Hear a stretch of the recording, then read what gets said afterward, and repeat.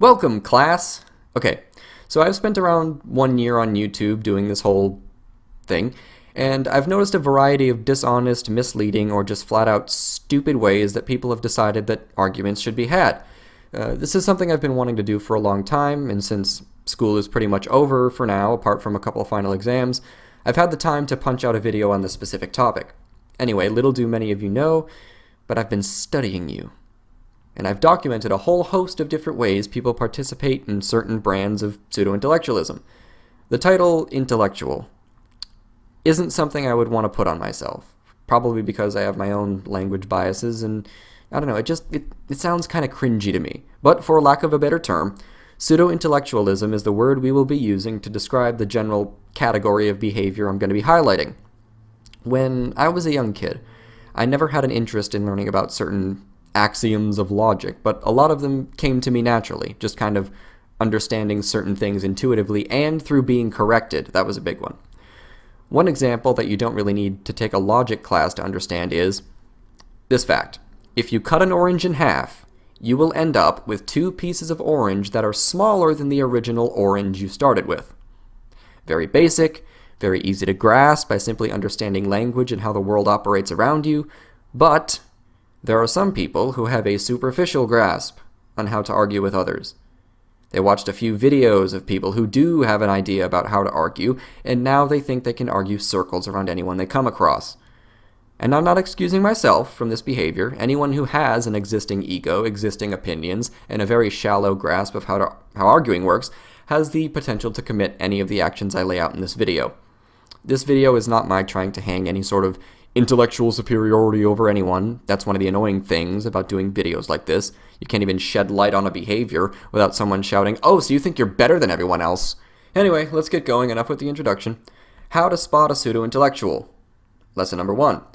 I'm starting with this example because it's the simplest to understand, but it's kind of a reversal on attacking the character of an opponent instead of the argument actually being given in response.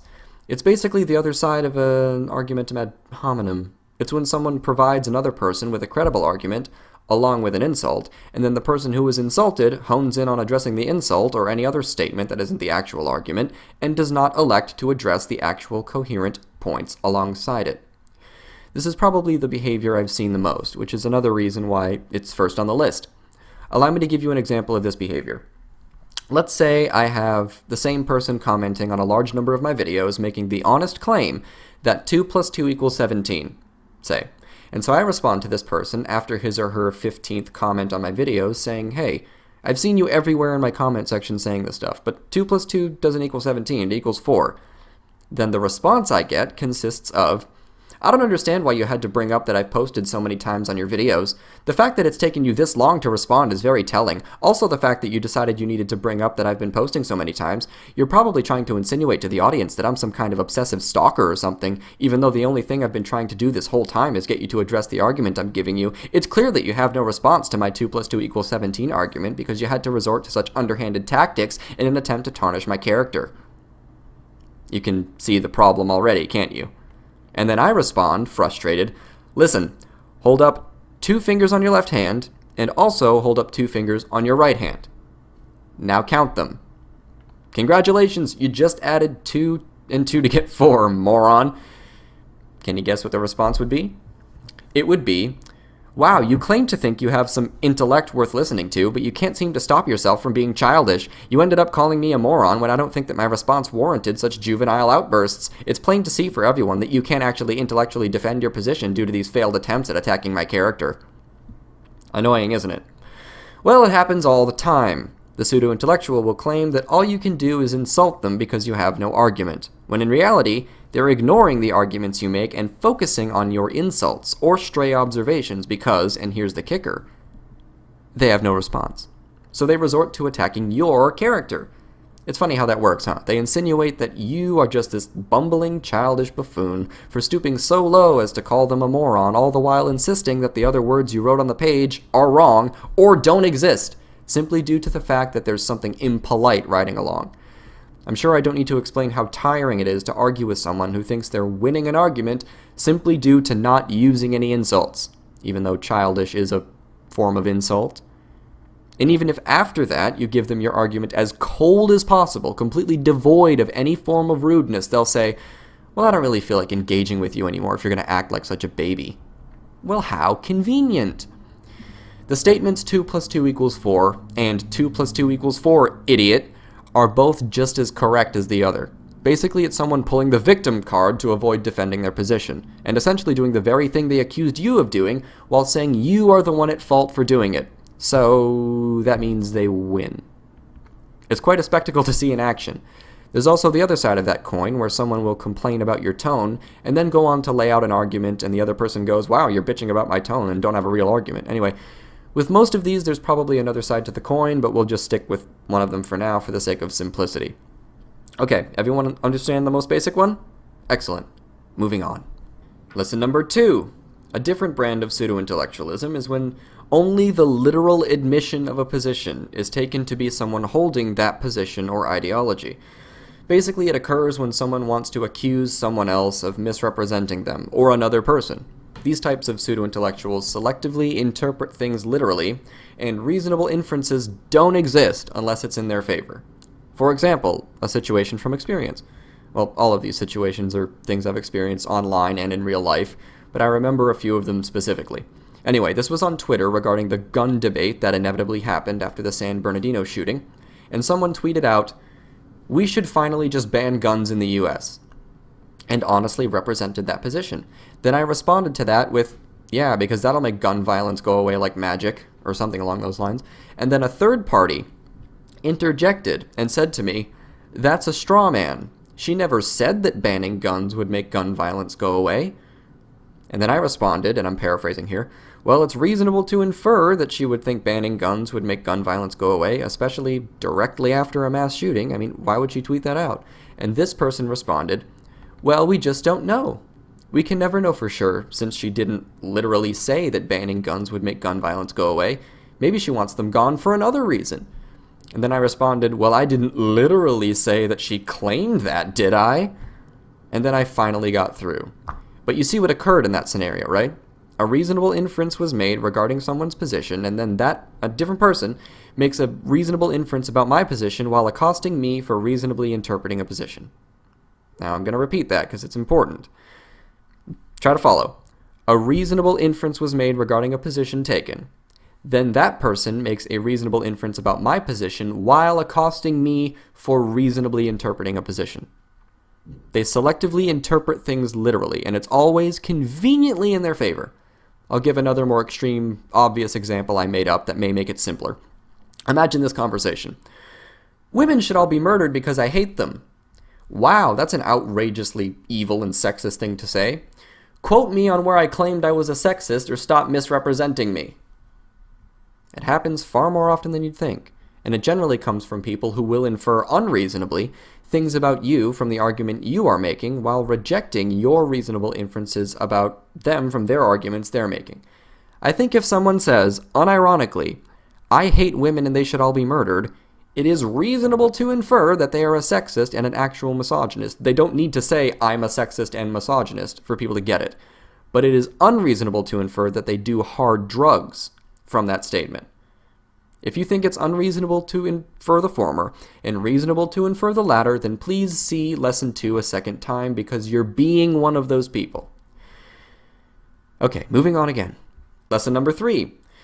This type of pseudo-intellectualism demands complex explanations for things, because even simple explanations for things that convey all the necessary information are factually complete and accurate just don't seem to sound smart enough. This generally comes from those who are strangely proud to know technical or scientific words for things. They basically take the simple statement you make, claim that it's incorrect, and then say the very same thing using wording that's more complex and declare that correct while you still remain incorrect for some weird reason. I've used this example before, but it's such a good one that I can't help but use it again to explain what I'm talking about. Let's say I'm forced to spend time with one of these insufferable people, and I go into the kitchen to get a drink. I reach into the cabinet, grab a glass, fill it with water, and then return to the room where this person is sitting. They, for some reason, don't see what I got from the kitchen and say, so, what'd you get? And I say, oh, just a glass of water. And then they say, actually. That's not entirely accurate. What you have there is a cylindrical container made from a combination of melted down silica, ash, and limestone that's currently housing a liquid, said liquid's molecules being made up of 1 part oxygen and 2 parts hydrogen, which is something the human species needs for its survival. Just to correct you there. No, you didn't correct me, you fucking idiot. All of that shit is encapsulated in the phrase, a glass of water. You've corrected no one and have just unnecessarily complicated the exact same phrasing and declared the simpler one wrong. Perhaps because you're just desperate to get other people to think you're intelligent in some way or another. It's actually a fairly useful skill, the dumbing down of certain ideas so that those not familiar with a particular topic can grasp the concept that you're trying to talk about. If you refuse to explain something in a simpler fashion, when you have the ability to explain it in a simpler fashion, when someone honestly doesn't understand something, then you're an asshole. An asshole that enjoys thinking of themselves as superior to others because they refuse to tone down the jargon for the sake of getting people to understand. This is where woo is in this little class on pseudo-intellectualism. The use of big, smart-sounding, complex words in order to sound like you're making a coherent point, when all you're really doing is swallowing a thesaurus and vomiting random words at people. Congratulations, Einstein, you've stumped us again. So yeah, don't do that. Also, P.S. Using different words for the exact same action does not render them different actions. This culminates when people use the word racism for certain races and prejudice for others, which is in itself racist. So don't think that using a different word for something necessarily makes it a different action or a different thing. It's the exact same action. Just one word is slightly more euphemistic than the other. Lesson number 4. This is basically a rundown on how pseudo-intellectuals treat the citing of sources. Sources are very useful ways to gather support for claims you make. I'm not bashing the citing of sources, but the key in citing sources to people you're arguing with is that you first need to fucking read them. What I think is happening, and I don't think this is too far off, is that people will make an argument regarding stuff they just kind of heard around and are trying to purport it to be fact. And then when someone pulls up the inevitable citation needed, they scramble onto Google and furiously type away trying to find something that says the same shit that they said. Then they post it in a reply to you. Boom! Source, you just got schooled, bro! No. Just because some article or study says the same stuff that you said does not make it truth. Just because there are a bunch of articles that say that 77 cents on the dollar for the same work claim is true does not make it true. Just because you cited a study that says as its conclusion we have determined through this method that women make 77 cents on the dollar as a man for the same work does not make it true. A quick tip for people who want to cite studies. If you can't understand what the study is saying or can't spot flaws in research yourself, don't cite them. You should be examining studies for credibility before you use them in an argument. You can't just make an argument and then look for an official-looking thing that says the same thing. You actually have to read it to determine the truth value of the conclusions. This is a cousin of a different source citing move that many pseudo-intellectuals use, which is book lobbing. Basically, you're in the middle of an argument with someone, and then they say, everything you're arguing is refuted in this 837-page book that I'll now give you an Amazon link to. Please read it and then get back to me. Look, not many people have the time to read an 837-page book, and not everyone has the disposable income to waste on books. Anyone who cites to you a text wall won't summarize the refutation inside that text wall and then summarily mocks you for making points that are totally 100% refuted by this thing you refuse to and or can't buy and read. Then they should be dismissed immediately. It, quite frankly, doesn't even matter if what's contained in the book actually refutes your position. You shouldn't need to be wrong any longer than you have to, but the person you're arguing with isn't interested in leading you to the truth. They're interested in escaping the discussion because they either haven't read the text to know what's in it, haven't understood enough to summarize it, or they just want a fail-safe, because if you refuse to take the time and money to read that 837-page thing, you can be immediately called a lazy person succumbing to confirmation bias and therefore lose. What's the point of reading a fucking book in order to use it in an argument if you refuse to explain to people what's encased in it? Anyway, on to lesson number 5. Arguments and discussions should be about coming to the truth, or at least coming to a resolution. And yet, pseudo-intellectuals will frequently show everyone around them that their goal is to dominate another person and not to come to the truth, especially when this behavior is displayed.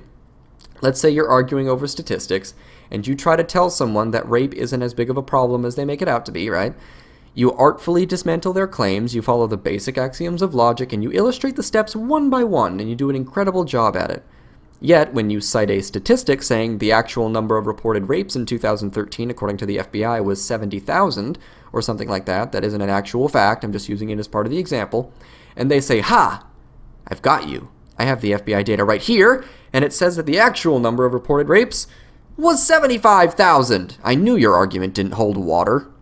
Basically, it's a dismissal of an entire argument based on a minor factual problem that doesn't really change the logical function of the argument. All it is annoying pedantry. It's when you get so laser focused on finding something wrong with someone's statement that you ignore the bigger point they're trying to make with what they're presenting to you. I'll try to make it simpler again with a more extreme example. Let's say you have two people who are arguing with each other over how many sodas are left in the fridge. One person says, "There are 6 sodas left." The other person says, "No, there are definitely fewer than 3 left." So you open the fridge and there are 7 left. And the person who said there are less than 3 turns to the other person and says, "Ha! There's 7, you were wrong." Well, genius, that means you were wrong too. And the person you were arguing with was closer to the truth than you were. But this person is so obsessed with winning that they're focusing on how wrong the other person is while not turning inward and realizing that makes them wrong too. They focus on the fault of the other person, but not their own, and act as if they just knew the fact all along. Now, when people are arguing with each other, their goal is to establish what they think is truth as truth. And that's what counts as winning. So they're both technically trying to win, but it's when striving to win in a "I totally dominated this other person" fashion causes you to be intellectually dishonest about things in the process. That makes you look far dumber than simply saying, "Hey, I guess we were both wrong, but you were closer." Now, how hard is that? And finally, lesson number 6. Now, in this lesson, I'm going to detail a few behaviors that I think are a cross between flat-out vindictiveness and pseudo-intellectualism. It's when those arguing with you have no other path but to attempt to dig at insecurities they perceive in you, where they scramble to attack their version of your personal life in an attempt to drag you down to their level. Generally, this occurs with people who perceive themselves to have lost an argument with you in the past or present, are trolls in general, or are just looking to tarnish the person who's responding to what they're saying. The first practice I'd like to discuss is the practice of accusing people of being defensive. I find this is the most common among accusations of bigotry, but it occurs in all stripes. For example, you make an argument in a video, and someone attacks your position very dismissively and pompously, then you respond to them, criticizing their criticism, then that person turns around and says, "Hey, why are you being so defensive?" As if they think they should be able to post anything and everything and have no one respond to it. It's like a boxing match, where one guy throws the first punch, the other boxer dodges it and punches back, and the first boxer says, "Hey, why are we fighting here? Come on. What's wrong with you? Why would you hit me?" And that's where it always ends with these types of pseudo-intellectuals, the suggestion that there is something wrong with you. Now, the second behavior in this lineup is one that's very difficult to describe, which is partly why I saved it until last. You can never really tell who's a troll and who isn't, to be perfectly honest, but I'm sure that these types of things happen. But it's when someone backtracks into telling you that they were trolling or just playing devil's advocate. Now, before anybody jumps on me, if somebody tells you this and says nothing else, that's completely fine. They've essentially conceded whatever exchange was going on between you two. But these pseudo-intellectuals never leave it at that. There's always another suggestion that something is wrong with who you are. They put forth an honest position, then when they run out of arguments to levy back at you, they say, "Look at you arguing with someone who wasn't even serious. You've got issues. You must be a very sad and lonely person, because why else would you be arguing with me for so long? This is why you'll die alone." You've been jettisoned out of the arena of debate then. Now you have someone who previously purported to be a serious interlocutor devolving into hurting you personally for the sake of their own precious ego. I mean, there are times when people are legitimately being defensive. For example, if I say, "I don't agree with you on X, Y, and Z for X, Y, and Z reason," in a very polite way, and the other person just devolves into a tirade about how I need to get the fuck off their channel or something like that, then that's something completely different. With these types of people, though, there's always a need to make you just as bad as they are. There's nothing that will convince them that they and they alone are responsible for what's occurring within the midst of the conversation. And they actually believe it too. They actually take their perceived wrongness within a debate format, and who do they project that wrongness onto? That's right. You. You are the one who is wrong. Not because your points are wrong or anything, but because you were too stupid to realize that they were totally 100% faking the whole time, and this just proves that you need psychiatric help. If you plan to play the devil's advocate, it is custom to lay that out beforehand, not to attack someone's position honestly, get refuted and mocked for your alleged positions, and then accuse everyone of attacking a straw man. See, there's always that failsafe. I'm not wrong because I'm disowning my actual positions and attacking you because of my disowning in this particular exchange, which of course I'll revive in later exchanges in order to save my ass from blaming myself. So, what have we learned today, folks? We learned 1. Rude does not equal wrong. 2. Reasonable interpretations exist all the time, not merely when it's convenient for you. Number 3, replacing simple words with complex ones that say the same thing is not a correction, and different words for the same thing doesn't magically split it in two. Number 4, sources are not the be-all, end-all of truth. Sources say lots of stupid stuff. Number 5, sometimes both people are wrong, and just because someone said 1.4 instead of 1.3 does not make their entire argument invalid, you insufferable pedant. And number 6, admit when you're wrong and stop trying to hurt other people because you can't take responsibility for the dumb shit that you say. Stop doing this, because I notice it when I see it, and while you may not actually be intellectually vacant, you are selectively participating in intellectual vacancy because you can't just seem to blame yourself for your own failings. It's a simple manifestation of the fundamental attribution error. Everything dumb and vindictive that I do is because a situation forced it upon me, and even the most minor of mistakes committed by you, or even arguing with you at all, means that the other person is a drooling moron, defensive, mentally unstable, a bigot, and possibly a threat to those around them. When in all seriousness, they're truly just yelling at themselves. And who does that sound like? Any ideas? I'll take my leave now while you ponder that question. Have a wonderful day.